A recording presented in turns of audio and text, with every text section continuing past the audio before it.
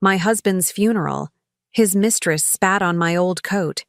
She said, "He left you penniless because you look like trash." The lawyer smirked.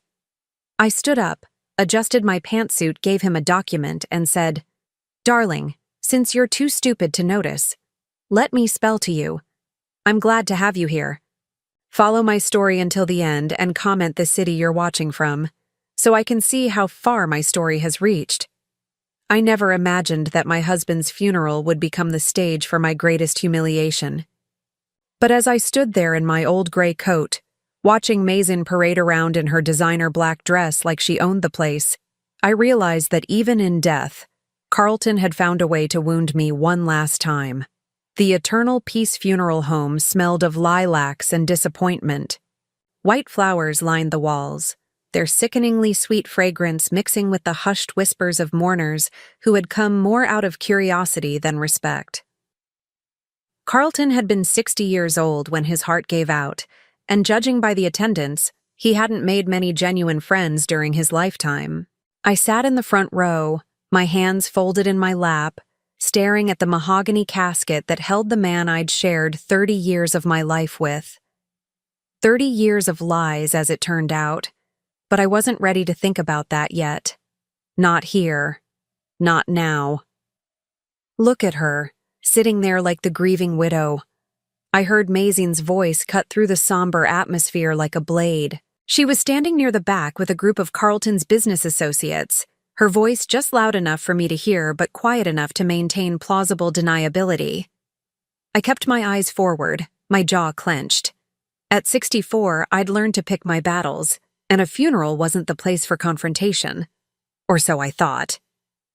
"Honestly, I don't know how Carlton stood it all these years," Mazin continued, her voice dripping with disdain. "Living with someone so plain, so ordinary." My fingers tightened around the worn leather of my purse. Inside, nestled between old receipts and a tube of lipstick, was a manila envelope that no one knew existed. Not yet.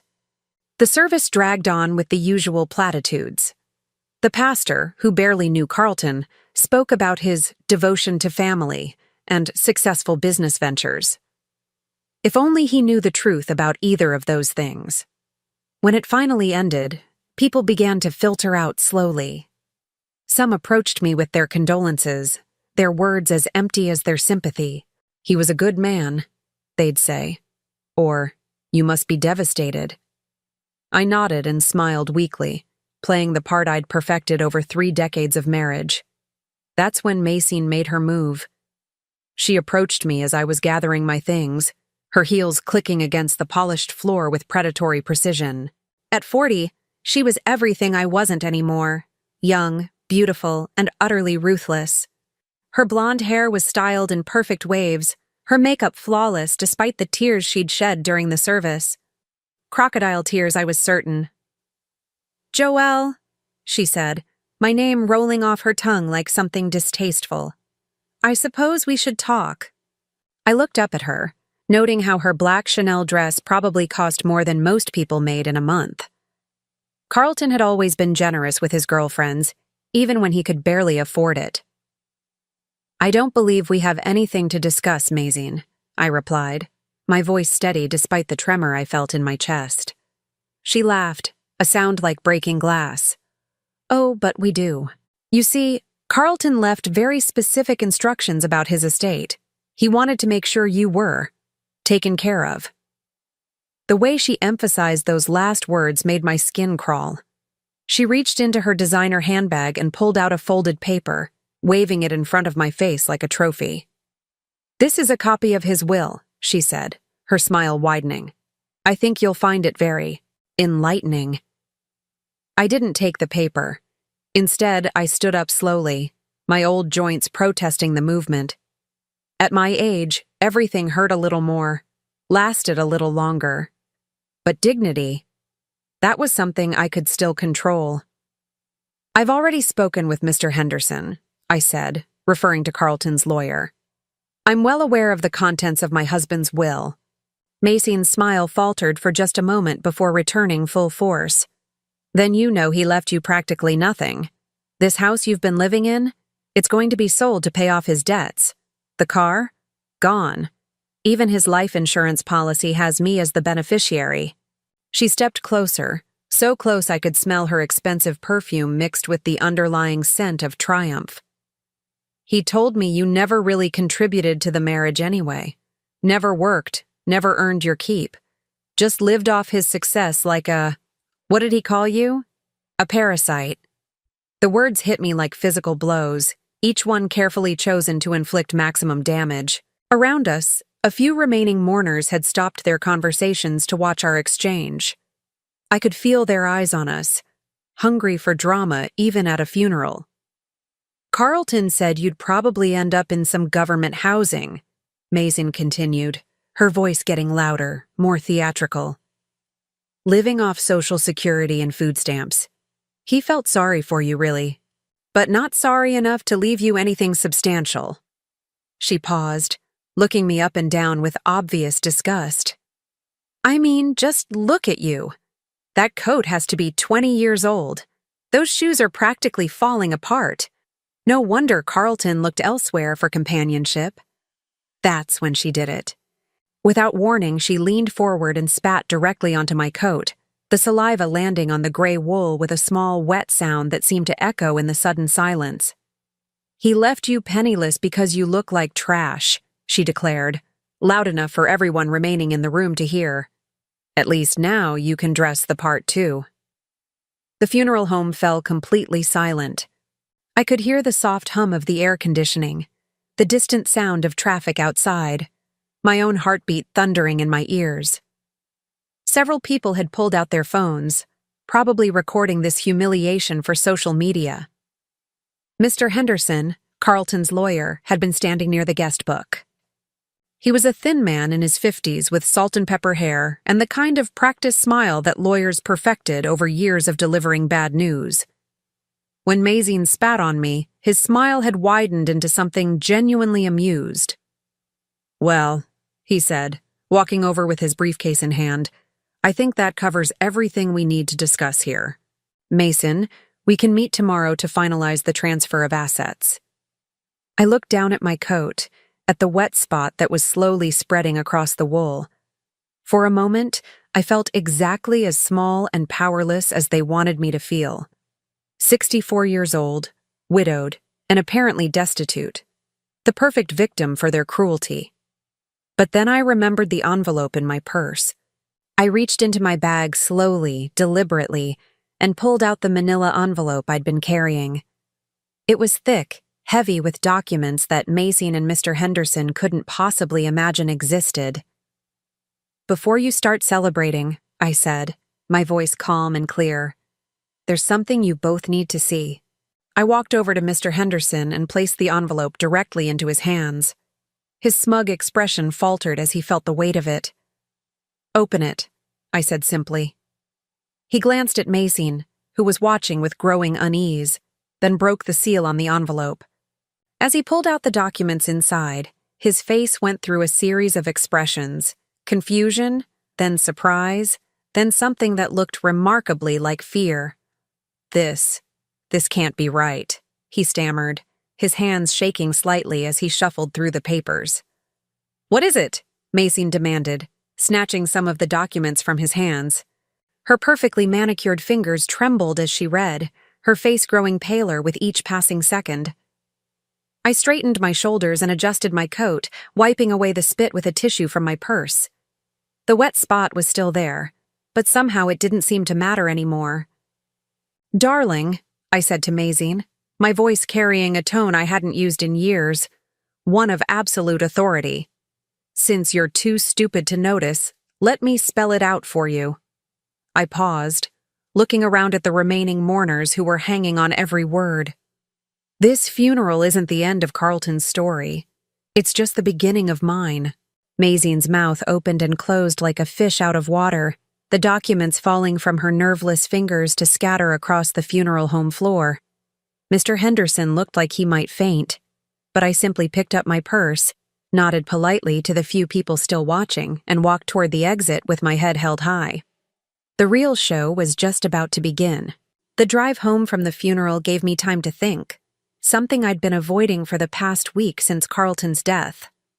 My hands gripped the steering wheel of my old Honda Civic, a car that Mason would probably sneer at, as memories flooded back like a dam bursting open. It was 18 years ago when I first discovered Carlton's infidelity. Not with Mason, she came much later, but with his secretary, a young woman named Rebecca who wore too much perfume and laughed too loudly at his jokes. I remember that day so clearly. It was a Tuesday in October, and I'd gone to his office to surprise him with lunch. I'd spent the morning making his favorite sandwich, even buying that expensive mustard he liked.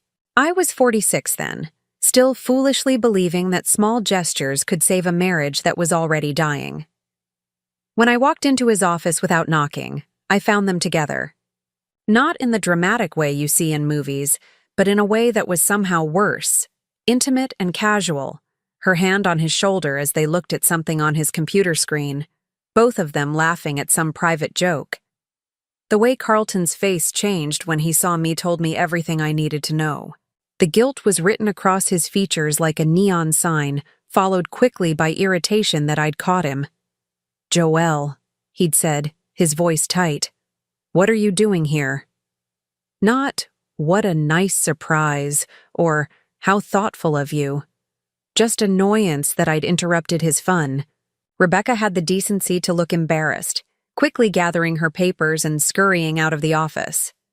But Carlton just sat there, staring at me with the kind of cold calculation I'd later learn to recognize as his default expression when he was figuring out how to spin a situation to his advantage. "It's not what you think," he'd said, the oldest lie in the book. But I knew what I'd seen. More importantly, I knew what I'd been feeling for months, the distance, the late nights, the way he looked through me rather than at me. That night, I did something I'd never done before in our 13 years of marriage. I went through his things, not just his pockets or his wallet, but everything. His desk, his computer, his bank statements. What I found changed everything. Carlton wasn't just unfaithful, he was reckless. Dangerously, catastrophically reckless with money. He'd been living far beyond our means for years, using credit cards to fund a lifestyle that looked successful from the outside, but was rotting from within. The expensive dinners, the designer clothes, the luxury car, all of it was purchased with borrowed money. Money we didn't have and couldn't afford to pay back. But the worst part was discovering that he'd been using our joint accounts to fund his affairs. The jewelry for Rebecca, the weekend getaways, even the fancy hotel rooms, all of it paid for with money that was supposed to be ours. That's when I made the decision that would define the next 18 years of my life. I wasn't going to leave Carlton. I was going to protect myself. The next morning I drove to the bank and opened my own account. Not a joint account, not something with Carlton's name on it. My own account, in my name only. Then I did something that surprised even me. I got a job. Carlton had always insisted I didn't need to work. "I make enough for both of us," he'd say whenever I brought up finding employment. "Your job is to take care of the house, to be here when I need you." I'd believed him for years, thought his old-fashioned attitude was actually protective rather than controlling. But after discovering his financial recklessness, I realized he didn't want me to work because he didn't want me to have my own money. Independent money. Escape money. The job I found was humble. Answering phones at a small accounting firm. The pay wasn't much, just $8 an hour, but it was mine. Carlton barely noticed when I told him about it, too absorbed in his own affairs to care what I did with my time. What he definitely didn't notice was how quickly I learned. Helen Morrison, the woman who owned the accounting firm, took me under her wing. She was in her 70s then, a sharp-minded woman who'd built her business from nothing after her husband died young. "Money is power, Joelle," she told me during my first week. "Not just the money itself, but understanding how it works, how to make it grow, how to protect it, how to hide it when you need to."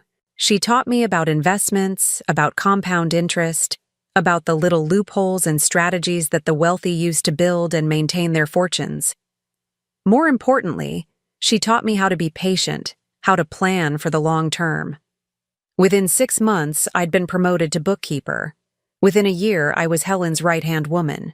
And within 2 years, when Helen decided to retire, she offered to sell me the business. "I don't have that kind of money," I'd protested.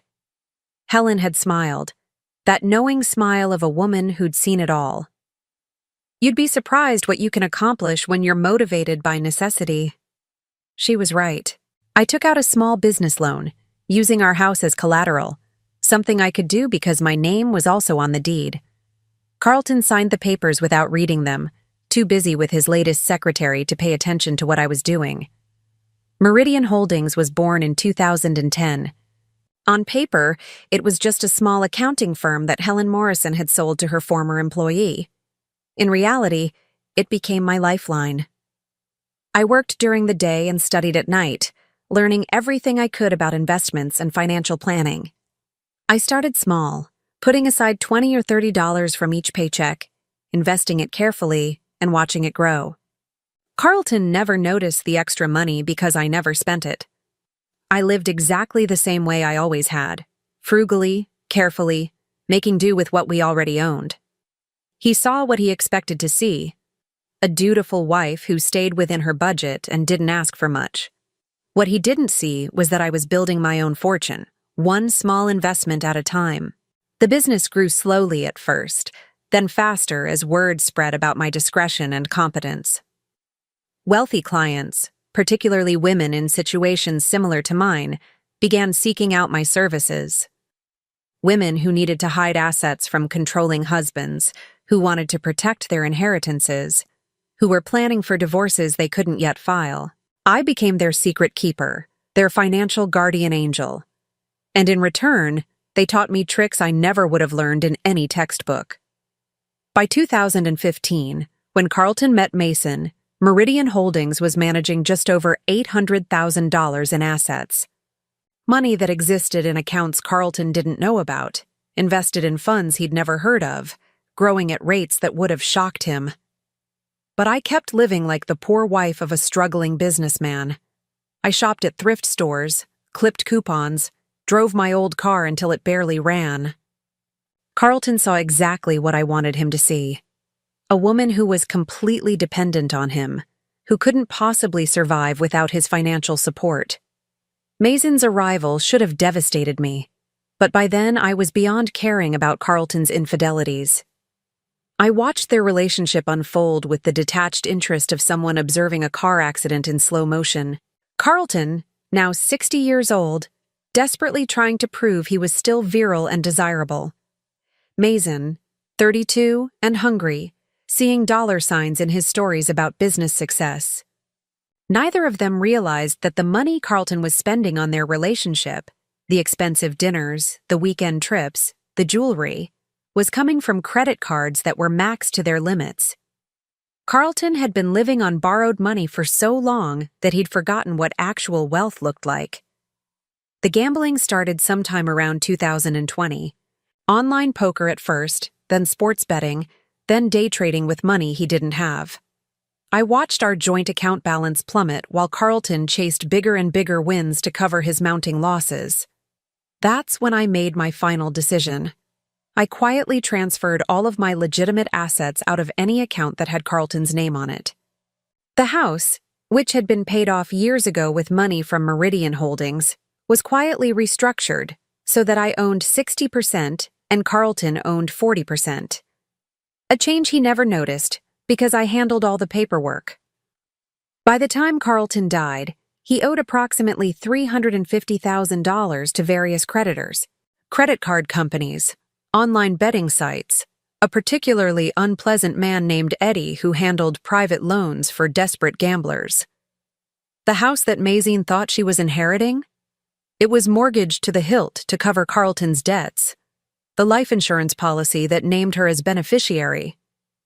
It had been cashed out months ago to pay Eddie, who'd been making increasingly specific threats about Carlton's kneecaps. The successful business that Carlton had bragged about to impress Mason? It hadn't turned a profit in 3 years, but none of them knew any of this. Not Mason, not Mr. Henderson, not even Carlton himself, who'd been so deep in denial that he actually believed his own lies about their financial situation. As I pulled into my driveway, the driveway of a house I actually owned, despite what everyone believed, I thought about the envelope I'd handed to Mr. Henderson. Inside were copies of documents that would shatter every assumption they'd made about me, about Carlton, about the inheritance they thought was coming. Tomorrow, when Macy showed up at the lawyer's office expecting to claim her prize, she was going to get the shock of her life. I sat in my car for a moment longer, looking at the modest 2-story house that had been my prison for so many years. Tomorrow, everything would change. Tomorrow, I could finally stop pretending to be the helpless widow who needed rescuing. Tomorrow, Macy would learn that you should never underestimate a woman who's had 18 years to plan her revenge. But tonight, I allowed myself a small smile as I walked to my front door, keys jingling in the quiet evening air. The game was just beginning, and for the first time in 30 years, I was the one holding all the cards. I woke up the morning after the funeral feeling lighter than I had in years. For the first time in 3 decades, I didn't have to tiptoe around Carlton's moods, didn't have to pretend I didn't notice the smell of another woman's perfume on his clothes, didn't have to watch him lie to my face about where he'd been or what he'd been doing. The freedom was intoxicating. I made myself a proper breakfast, something I rarely did when Carlton was alive, since he preferred to eat out or have me prepare elaborate meals that showcased my domestic skills to his friends. Today, I scrambled eggs and made toast. Simple pleasures that tasted like liberation. My phone rang at exactly 9 o'clock. I knew who it would be before I answered. "Joelle, we need to talk." Mr. Henderson's voice was tight with barely controlled anxiety. "Can you come to my office this morning? There are some discrepancies in the documents you provided yesterday." I smiled, sipping my coffee slowly. Discrepancies? That's an interesting word for it. "This isn't a joke," he snapped, his professional composure cracking. "What you gave me yesterday, if it's authentic, it changes everything." "Oh, it's authentic," I assured him. "Would 10:30 work for you? I have some errands to run first." The errands were important. I needed to visit the bank, specifically to access a safety deposit box that Carlton had never known existed. The box contained documents that would complete the picture I'd started painting yesterday at the funeral home. First National Bank was a grand old building downtown, all marble columns and vaulted ceilings that echoed with the footsteps of serious people conducting serious business. I'd been coming here regularly for 13 years, always alone, always discreet. The safety deposit box was small, but packed with carefully organized files. Property deeds, investment statements, business and corporation papers, all the evidence of the parallel life I'd been building while Carlton thought I was just his dutiful, dependent wife. The most important document was at the bottom of the box, the original partnership agreement for Carlton's business. The business that Mason thought would be hers, the business that Mr. Henderson assumed was Carlton's sole property. What neither of them knew was that I owned 51% of Carlton's company. It had happened gradually, starting in 2012 when Carlton was going through one of his many financial crises. He'd come to me in tears, actual tears, begging for help. The business was failing, creditors were calling, and he was facing bankruptcy. "I need $20,000, he'd pleaded, "just to get through this rough patch. I'll pay you back, I swear." Of course, he didn't have $20,000 to pay me back. But I did, thanks to the careful investments I'd been making through Meridian Holdings. "I'll help you," I'd told him, "but not with a loan, as an investment." He'd been so desperate that he'd agreed to give me 20% of his business in exchange for the $20,000. It seemed like a bargain to him. 20% of something was better than 100% of nothing. But Carlton's financial troubles didn't end there. They never did. Every few months, there was another crisis, another emergency that required my intervention. And each time I negotiated for a larger share of the business. By 2018, I owned controlling interest in the company that bore Carlton's name. He'd signed the papers without reading them, too focused on solving his immediate problems to think about the long-term consequences. The beautiful irony was that Carlton's business only stayed afloat because of my money. The contracts he bragged about, the clients he claimed to have impressed, all of it was funded by investments from Meridian Holdings. Without me, his company would have collapsed years ago. But Mason didn't know any of this. Neither did Mr. Henderson. They saw what Carlton had wanted them to see: a successful businessman with a mousy wife who didn't contribute anything of value to their lifestyle. I locked the safety deposit box and headed to Henderson's office, the documents tucked safely in my briefcase. It was time for the second act of this little drama. Henderson's law office was exactly what you'd expect from a man who specialized in helping wealthy clients hide their assets and manipulate their families. Dark wood paneling, leather-bound books that were never opened, and an overwhelming smell of furniture polish and ambition. Mason was already there when I arrived, pacing back and forth in front of Henderson's desk like a caged animal. She'd dressed for the occasion in a sharp business suit that probably cost more than most people made in a month. Her blonde hair pulled back in a severe bun that emphasized her angular cheekbones. "Finally," she said when I walked in. "Maybe now you can explain what kind of game you think you're playing." I set my briefcase down carefully and took a seat in one of Henderson's client chairs. They were expensive leather, the kind that was supposed to intimidate people into accepting whatever deal was being offered. "I'm not playing any games, Mason. I'm simply ensuring that everyone understands the actual facts about Carlton's estate." Henderson cleared his throat nervously. He was sweating despite the air conditioning, small beads of perspiration dotting his forehead. "Joelle, the documents you provided yesterday, they suggest that Carlton wasn't the sole owner of several key assets." "Suggest?" I opened my briefcase and pulled out a thick folder. "There's no suggestion about it, Mr. Henderson. These are legal documents, all properly notarized and filed with the appropriate authorities." I spread the papers across his desk methodically, each one a nail in the coffin of their assumptions. Property deeds showing my name as primary owner. Business incorporation papers listing me as majority shareholder.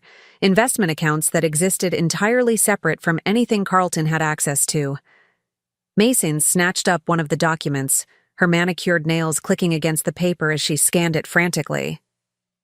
"This has to be fake. Carlton owned that business. He built it from nothing." "Actually," I said calmly, "Carlton built it from my money. Approximately $460,000 of my money, to be precise. Money that I invested in exchange for ownership shares." I pulled out another document, this one showing the payment history for Carlton's business loans. "Every major contract your boyfriend landed was funded by capital from Meridian Holdings. Every expansion, every new hire, every piece of equipment, all of it paid for with money from my company."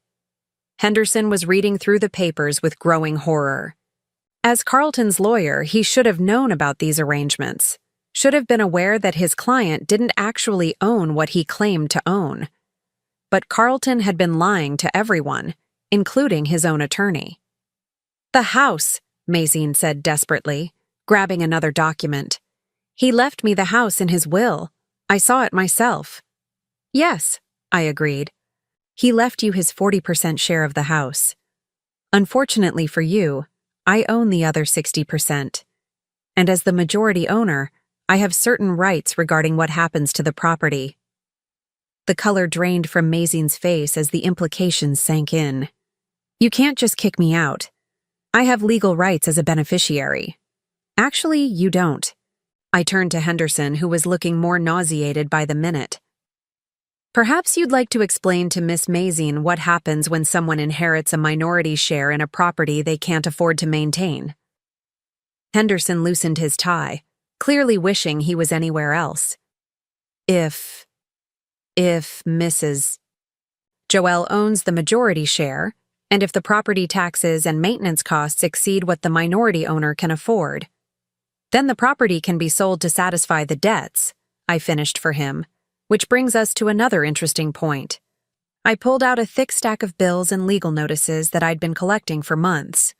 Carlton owed approximately $350,000 to various creditors at the time of his death. Credit cards, gambling debts, personal loans from some rather unsavory characters.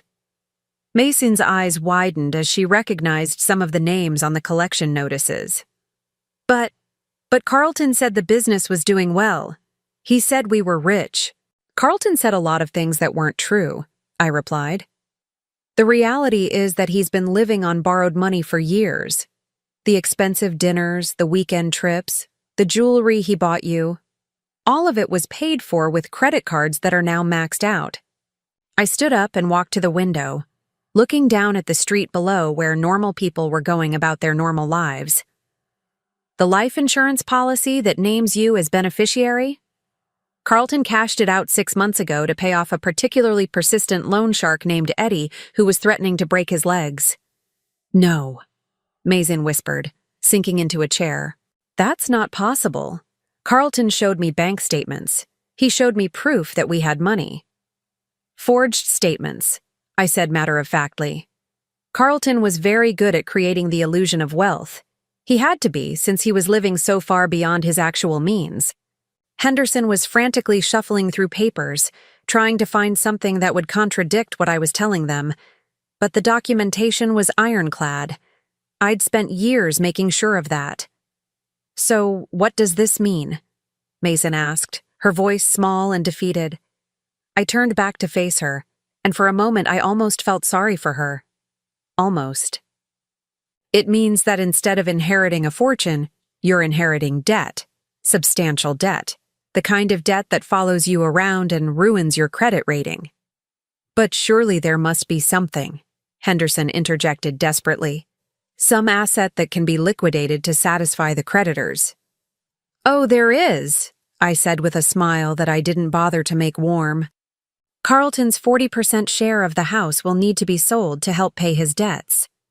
Unfortunately, as the majority owner, I have first right of refusal on any sale. The silence that followed was deafening. I could practically hear the wheels turning in their heads as they tried to figure out how they'd been so completely outmaneuvered. You planned this, Mason said finally, her voice filled with a mixture of rage and grudging respect. You've been planning this for years. I've been protecting myself for years, I corrected. There's a difference. I gathered up my documents and placed them back in my briefcase. I'll give you both some time to process this information. Mason, you'll need to make arrangements to move out of the house within 30 days. As for Carlton's business debts, I'm sure you'll want to consult with your own attorney about your legal obligations as a beneficiary. I paused at the door, turning back one final time. Oh, and Mason, you might want to start looking for a job. A real job. The kind that comes with a steady paycheck and health insurance. As I walked out of Henderson's office, I could hear Mason starting to cry behind me. Not the delicate tears she'd shed at the funeral, but the ugly, desperate sobs of someone whose world was collapsing around them. I should have felt guilty. A better person probably would have felt guilty. Instead, I felt free. 3 days after my meeting with Henderson and Mason, I received a phone call that didn't surprise me. What surprised me was how long it took. You think you're so clever, don't you? Mason's voice was raw, stripped of its usual polish. Sitting there in your little house, playing your little games. But I know what you're really doing. I set down my cup of tea and settled more comfortably into my favorite chair. And what exactly am I doing, Mason? You're lying. About everything. Carlton told me about your so-called business. He said you answered phones for some old woman who felt sorry for you. There's no way you have the kind of money you're claiming to have. I see. I picked up a file from the stack on my coffee table, one of many I'd been organizing for this exact conversation. Tell me, did Carlton also tell you about his gambling problem? Silence on the other end of the line. Or about the $350,000 he owed to various creditors at the time of his death? Did he mention that part when he was promising you a life of luxury? You're making that up, Mason said, but her voice had lost its certainty. Am I? Why don't you drive over to the house? Well, what used to be your house, and check the mailbox. There should be several interesting pieces of correspondence waiting for you. The truth was, I'd been intercepting Carlton's mail for months, collecting evidence of his mounting debts while he remained blissfully unaware of how deep he'd dug his own grave. Bills from credit card companies, threatening letters from collection agencies, notices from his bookie. I'd kept it all, organizing it methodically while Carlton lived in his fantasy world where consequences didn't exist. "I don't have to listen to this," Maxine said, but she didn't hang up. "No, you don't. But you might want to, because I'm about to tell you something that even Carlton didn't know." I opened the file and pulled out a document that had taken me considerable effort to obtain. "Did you know that Carlton's business partner in his early ventures was a man named Marcus Webb?" Another silence. Marcus died in a car accident in 1998. Carlton told everyone that he bought out Marcus's share of the business with money he'd saved. What he actually did was forge Marcus's signature on several documents and steal his partner's half of the company. I could hear Mazine's breathing change on the other end of the line. "That's impossible. Carlton would absolutely do that," I interrupted. "Just like he forged bank statements to show you how wealthy you both were. Just like he took out loans in my name without my knowledge.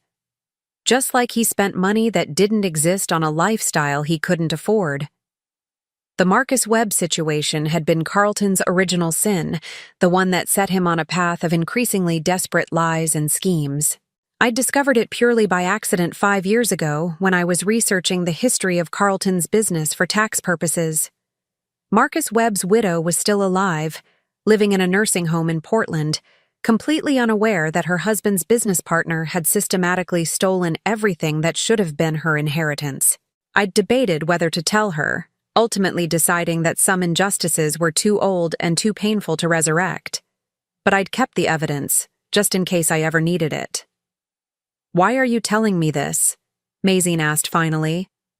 "Because I want you to understand exactly who Carlton really was. Not the successful businessman he pretended to be, not the loving partner he played in public, but the desperate, lying, stealing man who destroyed everything he touched." I stood up and walked to the window, looking out at the garden I'd been cultivating for years. Carlton had always mocked my interest in gardening, calling it a waste of time and money.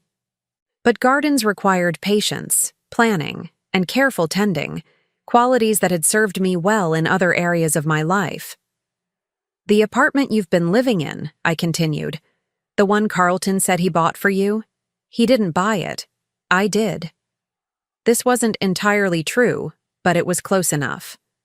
Carlton had used money from our joint account to pay the deposit and first few months' rent on Mason's apartment. But since I'd been funding our joint account with money from Meridian Holdings, technically every dollar Carlton spent came from my earnings. "That's impossible," Mason whispered. "The lease is in Carlton's name, but the payments all came from accounts that I controlled. When Carlton told you he was buying you expensive gifts, paying for your vacations, setting you up in a luxury apartment, he was spending my money. Money I earned through my business. Money I'd been carefully investing while he was busy playing the big shot." I pulled out another document, this one showing the payment history for Mason's rent. Every month for the past 8 years, the money had been automatically transferred from an account linked to Meridian Holdings. "I could have cut off those payments at any time," I said quietly. "I could have had you evicted months ago. The only reason I didn't was because I wanted to see how long Carlton's lies could sustain themselves." "But why?" Mazine's voice was barely audible now. "Why would you pay for the apartment where your husband was cheating on you?" It was a fair question, one I'd asked myself many times over the years. "Because knowledge is power, Mazine. As long as I knew where Carlton was spending his time and my money, I could control the situation. The moment I cut you off, you would have left him, and he would have found someone new to lie to. Someone I might not have been able to track as easily." The truth was more complicated than that, but Mazine didn't need to know about the private investigator I'd hired to document Carlton's affairs, or about the detailed records I'd kept of every lie he'd told. every promise he'd broken, every dollar he'd stolen from our marriage. "So what happens now?" she asked. "Now you have a choice," I said, returning to my chair. "You can continue living in denial, pretending that Carlton was the man you thought he was, trying to claim an inheritance that doesn't exist. Or you can accept the reality of the situation and start planning for your future." "What kind of future?" There was desperation in her voice now, the sound of a woman who was finally beginning to understand how completely she'd been deceived. "Well, you're 40 years old, reasonably intelligent, and presumably capable of supporting yourself. You'll need to find a job, of course. A real job, not the kind of make-work position Carlton probably promised to create for you in his imaginary business empire." I flipped through the file again, finding the document I was looking for. "Speaking of which, you should know that Carlton's business officially declared bankruptcy yesterday. I filed the papers myself as the majority shareholder." "You can't do that." "Actually, I can, and I did. The business had no assets left to liquidate and approximately $200,000 in outstanding debts. The responsible thing to do was to shut it down before the creditors started coming after the shareholders personally. This was the final piece of Carlton's empire crumbling. His business had been bleeding money for years, kept alive only by regular infusions of capital from my accounts. With Carlton dead, and me no longer willing to prop up his illusions, bankruptcy was inevitable." "Those debts you mentioned," Mason said slowly, "the $350,000 Carlton owed. What happens to those?" "Excellent question. Since you were named as a beneficiary in Carlton's will, you're potentially liable for a portion of those debts. Specifically, any assets you inherited from Carlton could be seized by his creditors to satisfy their claims." I could practically hear the panic setting in. "But you said there weren't any real assets." "That's correct. Which means the creditors will likely pursue other avenues for collection. They might, for example, investigate whether Carlton transferred any assets to you before his death in an attempt to hide them from creditors. That expensive jewelry he bought you, the car he put in your name, the money he deposited into your personal accounts, all of that could be considered fraudulent transfers." This was the beautiful trap that Carlton had unknowingly set for Mason. In his eagerness to impress her and secure her loyalty, he'd used money he didn't have to buy her things that would now be reclaimed by his creditors. Every gift was evidence of his financial irresponsibility, every grand gesture proof that he'd been living beyond his means. "I didn't know," Mason said, her voice breaking. "I swear I didn't know any of this." "I believe you," I said, and surprisingly I did. Mason was greedy and selfish, but she wasn't particularly bright. Carlton had played her just as skillfully as he'd played everyone else, creating an elaborate fiction that she'd been all too willing to believe. "So, what do I do now?" she asked. I considered my answer carefully. This was the moment where I could choose to be magnanimous, to offer her some way out of the mess Carlton had created. But then I remembered the way she'd spit on my coat at the funeral, the vicious pleasure she'd taken in what she thought was my humiliation. "You should probably get a lawyer," I said finally. "A good one. And you should start looking for a place to live. The lease on your apartment expires at the end of this month, and I won't be renewing it." "Please," she whispered. "I'll do anything. I'll leave town. I'll never bother you again. Just, please don't do this." For a moment, I almost felt sorry for her.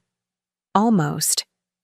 But then I remembered all the years I'd spent in silence, watching my husband parade his mistresses around town while I played the role of the dutiful, oblivious wife.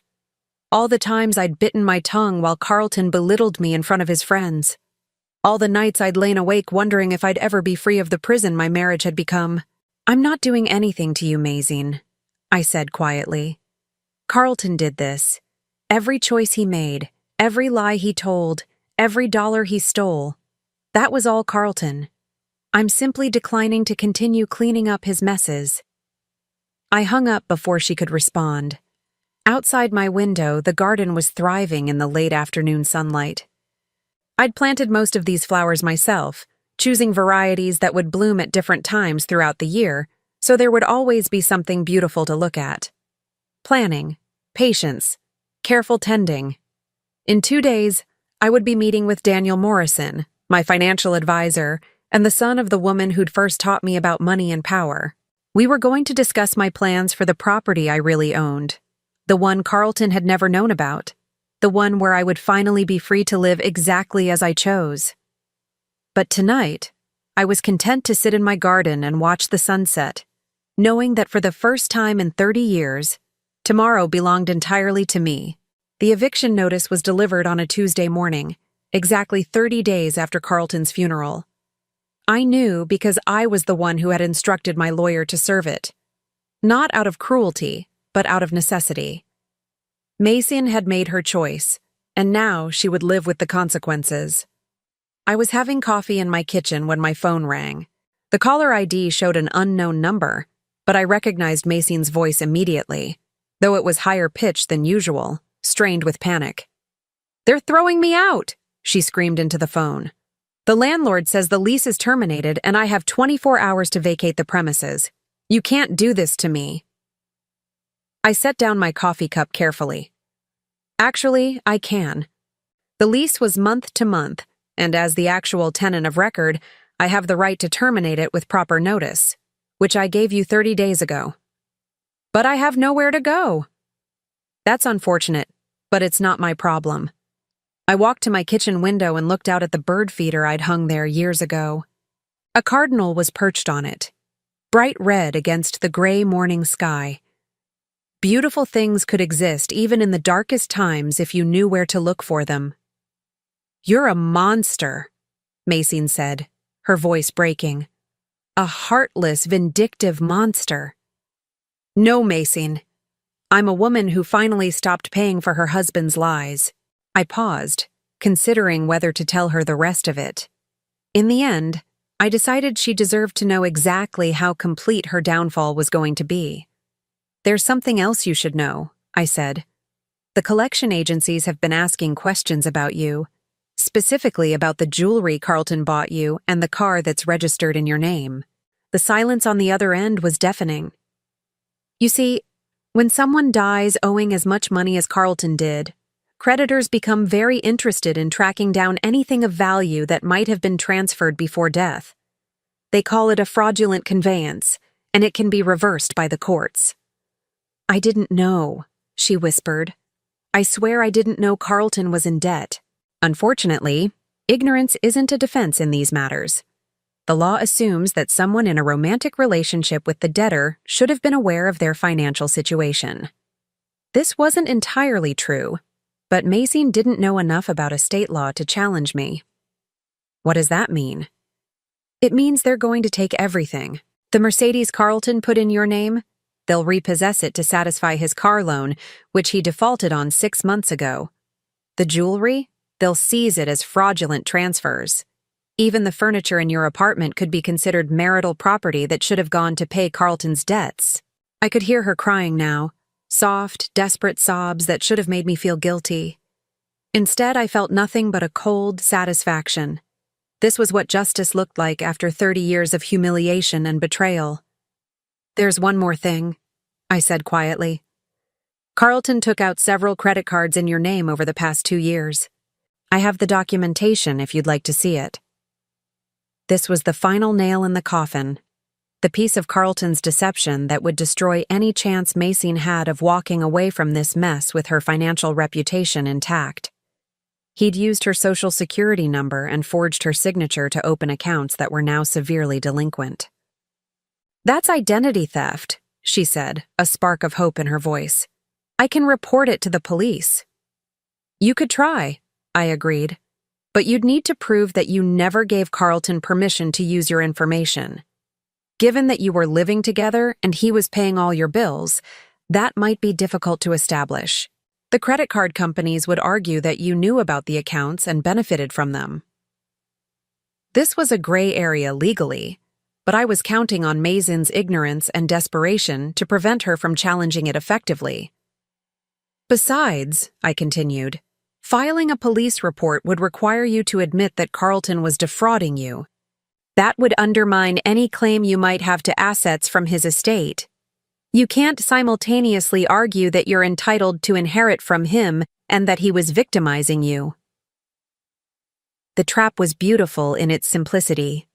Every move Carlton had made to impress Maysene, every gift he'd given her, every bill he'd paid on her behalf, had created evidence that could now be used against her. She was caught between acknowledging that she'd been defrauded, which would eliminate her inheritance claims, or maintaining that she'd been Carlton's legitimate partner, which would make her liable for his debts. Please, she begged, there has to be something, some way to work this out. I considered this for a long moment. In truth, I did have the power to help her. I could pay off Carlton's debts easily, could provide Maysene with enough money to start over somewhere else. But doing so would require me to care about her welfare, and I'd used up all my compassion during 30 years of marriage to a man who'd never deserved it. Actually, there might be one option, I said finally. What? I'll do anything. Carlton had a life insurance policy through his business. A small one, only $25,000, but it wasn't part of the estate because the premiums were paid by the company. This was true, though I was leaving out several important details. The beneficiary was listed as his spouse, which would be me, but I could potentially assign those benefits to someone else if I chose to. You would do that? Hope flooded her voice. For a price. The silence stretched between us, and I could practically hear her weighing her options. $25,000 wasn't much, but it was better than nothing. It might be enough for her to leave town, start over somewhere else, build a new life away from the wreckage of her relationship with Carlton. What kind of price? I want you to sign a document admitting that Carlton lied to you about his financial situation, that he promised you things he couldn't deliver, used money he didn't have to maintain your relationship, and left you with nothing but debts and false promises. Why? Because I want it on record. Want it? I want there to be no doubt about who Carlton really was and what kind of man I was married to for 30 years. This wasn't about the money, and we both knew it. This was about truth, about finally having someone else acknowledge the reality that I'd been living with for so long. For 3 decades, I'd been the only one who knew what Carlton was really like behind closed doors. Everyone else saw the charming businessman, the successful entrepreneur, the devoted partner.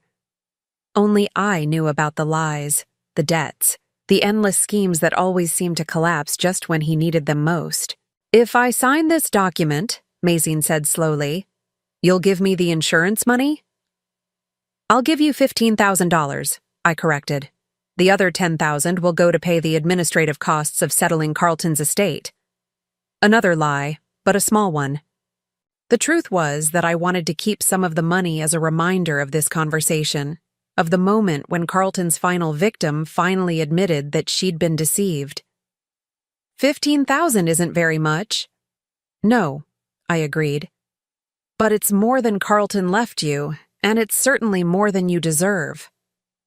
The words hung in the air between us, harsh but honest. Maysene had participated in the destruction of my marriage, had taken pleasure in what she thought was my humiliation, had spit on me at my husband's funeral. $15,000 wasn't compensation for her suffering. It was charity, and we both knew it. I need time to think about it. You have until 5 o'clock today. After that, the offer expires and you'll have to deal with Carlton's creditors on your own. I hung up before she could respond. The rest of the day passed quietly. I spent the morning organizing the files I'd accumulated over the years, all the evidence of Carlton's deceptions and financial irresponsibility. Some of it would go to my lawyer, some to the IRS, and some would simply be destroyed. I no longer needed to keep secrets about a dead man's failures. At 3:30, my doorbell rang. Through the peephole, I could see Maysene standing on my front porch. She looked smaller somehow, diminished. Her designer clothes were wrinkled, her perfect hair was unkempt, and her makeup couldn't hide the dark circles under her eyes. I opened the door but didn't invite her in. "I'll sign your document," she said without preamble. "But I want to see the insurance policy first. I want proof that you actually have the money you're promising." I had to respect her caution. Even desperate, she wasn't completely naive. "Wait here," I said, leaving her standing on the porch while I retrieved the policy from my filing cabinet.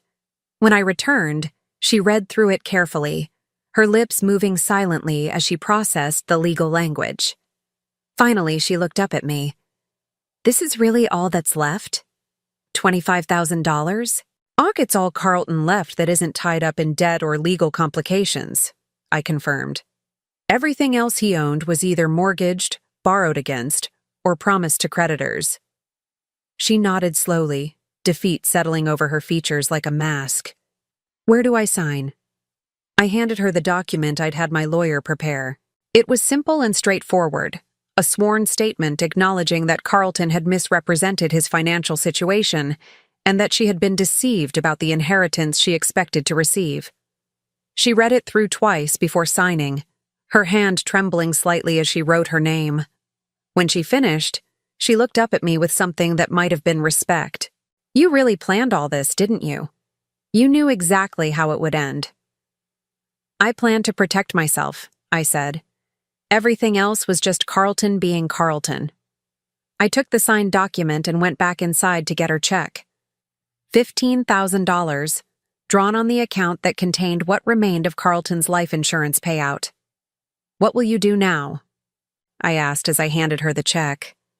She stared at the numbers for a long moment before folding it carefully and putting it in her purse. "Leave town, I guess. Start over somewhere else. Try to forget this ever happened." "That's probably wise." She started to walk away, then turned back. "Can I ask you something?" I waited. "Did you ever love him? Carlton, I mean. Even a little bit?" The question caught me off guard. I'd been expecting anger, recriminations, perhaps even threats. I hadn't expected her to ask about love. "I thought I did," I said finally. "For a very long time, I thought I loved him. But looking back, I think what I actually loved was the idea of him. The man I thought he could become if he just tried hard enough." "And when did you stop?" I considered the question seriously. "I think it was the day I discovered you weren't his first affair. When I realized that betraying me wasn't a mistake he'd made, it was a pattern he'd chosen." Macy nodded as if she understood. "For what it's worth," she said quietly, "I'm sorry. About the funeral, about the things I said. I thought I was winning something, but there was never really anything to win, was there?" "No," I agreed. "There wasn't." I watched her walk to the old Toyota she'd had to buy after the Mercedes was repossessed, watched her drive away down the street where I'd lived for 30 years as Carlton's wife. Tomorrow I would start packing for my move to the house I'd kept secret all these years. But tonight, I was finally free to grieve not for the man Carlton had been, but for the man I'd once believed he could be. Some endings, I realized, were really beginnings in disguise. 6 months after Carlton's funeral, I stood in the master bedroom of a house that no one from my old life had ever seen.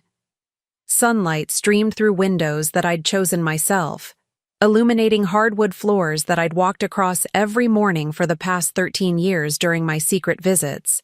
This was my real home, the one I'd bought piece by piece with money from Meridian Holdings, the sanctuary I'd been preparing for the day when I would finally be free to live as myself rather than as Carlton's wife. The house sat on 3 acres of carefully landscaped property 30 miles outside the city, far enough away to ensure privacy, but close enough that I could still manage my business. It was nothing ostentatious, a comfortable 2-story colonial with a wraparound porch and a garden that I'd been cultivating for over a decade. But it was mine, completely and utterly mine, in a way that the house I'd shared with Carlton had never been. I'd bought it gradually, starting with the land in 2011 and adding improvements year by year. The official owner of record was Meridian Holdings, which meant that Carlton had never known it existed. To him, It was just another business investment that his financially naive wife didn't understand. The irony was exquisite.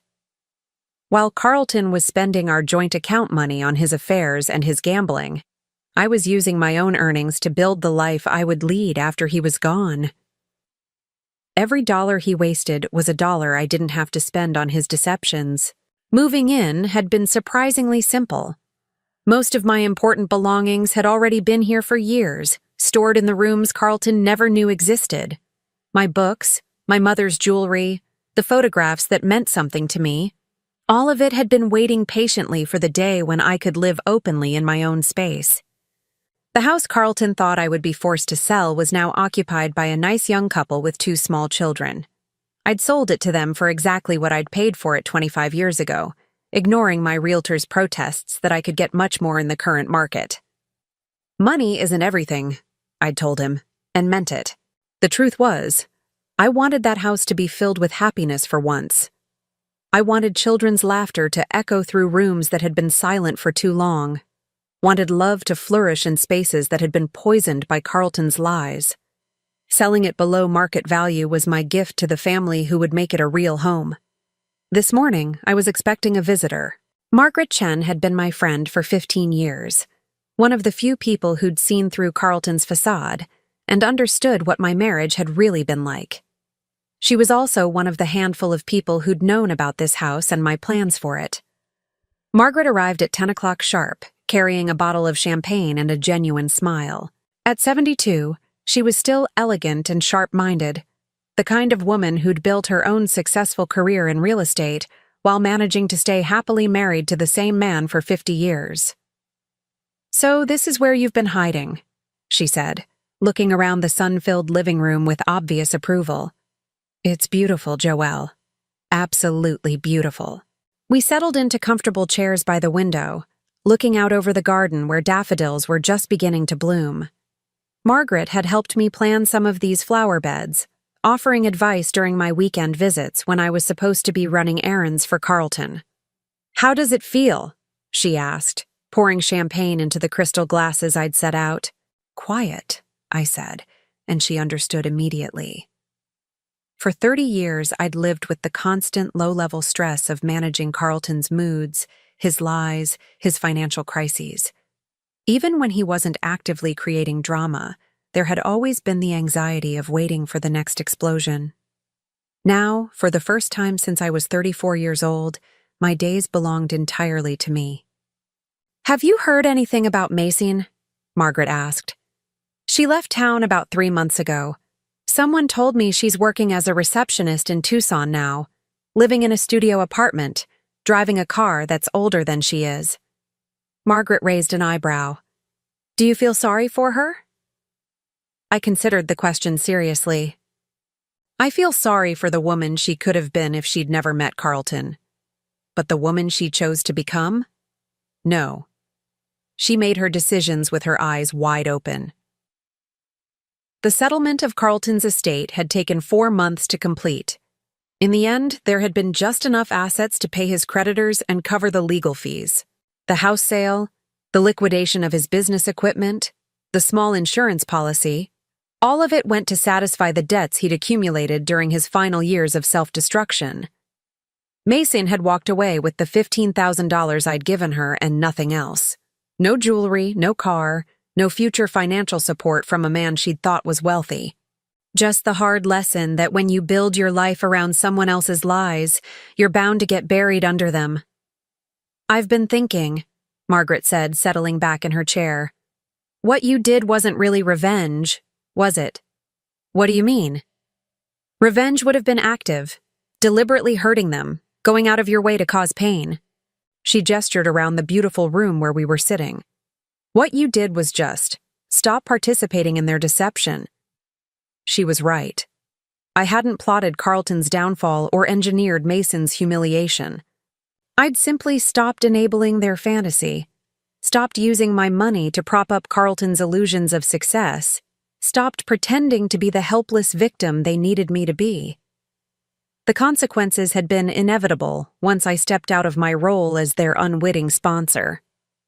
Sometimes the most powerful thing you can do is nothing, Margaret continued. Just step back and let people face the natural results of their choices. My phone buzzed with a text message. Daniel Morrison, my financial advisor, confirming our meeting next week to discuss expanding Meridian Holdings. The business had grown significantly since I'd stopped diverting funds to cover Carlton's expenses, and we were exploring opportunities to help other women in situations similar to what mine had been. Not a charity. I wasn't interested in being anyone's savior, but a business that specialized in helping women protect their assets and build independent financial security. There was a market for that kind of discretion, especially among clients who needed to plan for uncertain futures. What's next for you? Margaret asked, noticing my smile as I read the message. Work, mostly. I have more energy for it now that I'm not constantly managing someone else's crises. I looked around the room that had been waiting for me for so many years. And this house needs some updating. I was thinking about putting in a studio space for painting. This was something I'd never told Carlton about. The art classes I'd been taking for the past 5 years, the canvases that were stored in the upstairs bedroom, the secret creative life I'd been cultivating alongside my business success. You paint? I'm learning to. Badly, but enthusiastically. I laughed, remembering my first attempts at landscape painting. Turns out I have a lot to say about beauty and patience and things growing in their own time. We spent the afternoon walking through the house and garden, Margaret admiring the careful thought that had gone into every room, every flower bed, every practical detail. This wasn't a house that had been decorated for show. It was a space designed for actual living, for comfort and solitude, and the quiet pleasures of a life lived on one's own terms. As the sun began to set, we returned to the living room where Margaret gathered up her purse and the empty champagne bottle. You know, she said, pausing at the front door, I never liked Carlton. I know I never said it outright, but I thought you should know. I know, I said.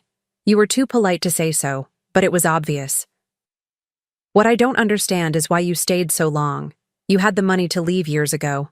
You had this house, your business, complete financial independence. Why did you wait until he died? It was a fair question, one I'd been asking myself lately. I think I needed to know that I could survive the worst he could do to me. That even if he took everything, even if he left me publicly humiliated and apparently destitute, I would still be okay. I looked back at the house that represented my true life, the one I'd been building in secret while everyone thought I was just Carlton's long-suffering wife. Leaving would have been admitting defeat. Staying meant I got to choose the ending.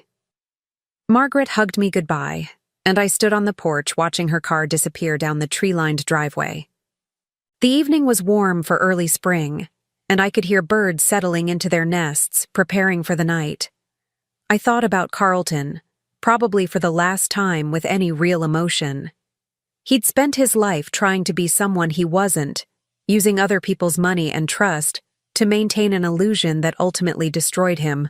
In the end, his lies had been bigger than his ability to sustain them, and the whole elaborate structure had collapsed under its own weight. I thought about Mazine, starting over in a new city with nothing but the hard-earned knowledge that fairy tales don't exist, and Prince Charming sometimes turns out to be a middle-aged con man with a gambling problem and a talent for making other people pay for his mistakes. And I thought about myself, 64 years old and finally free to live without lies, without pretense, without the exhausting effort of propping up someone else's ego while diminishing my own. The garden stretched out before me in the gathering twilight, full of plants I'd chosen and nurtured and watched grow year after year. Tomorrow, I would start painting again, working on the landscape series I'd been planning for months. Next week, I would meet with Daniel about expanding my business into new markets. Next month, I would take the European vacation I'd been postponing for 15 years. But tonight, I was content to sit on my own porch, in my own house, surrounded by my own choices and the profound peace that comes from finally living as yourself. Some victories are loud and dramatic, celebrated with crowds and champagne toasts. Others are quiet and private, marked only by the absence of things that once caused pain. As I sat there in the growing darkness, listening to the night sounds of a place that was finally and completely home, I realized that quiet victories might be the sweetest ones of all. The soft evening breeze carried the scent of jasmine from the garden I'd planted with my own hands, in the soil of the life I'd built for myself, in the sanctuary where Carlton's lies could never reach me again. I was 64 years old, and I was just beginning. Now I'm curious about you who listened to my story. What would you do if you were in my place? Have you ever been through something similar? Comment below, and meanwhile, I'm leaving on the final screen 2 other stories that are channel favorites, and they will definitely surprise you. Thank you for watching until here.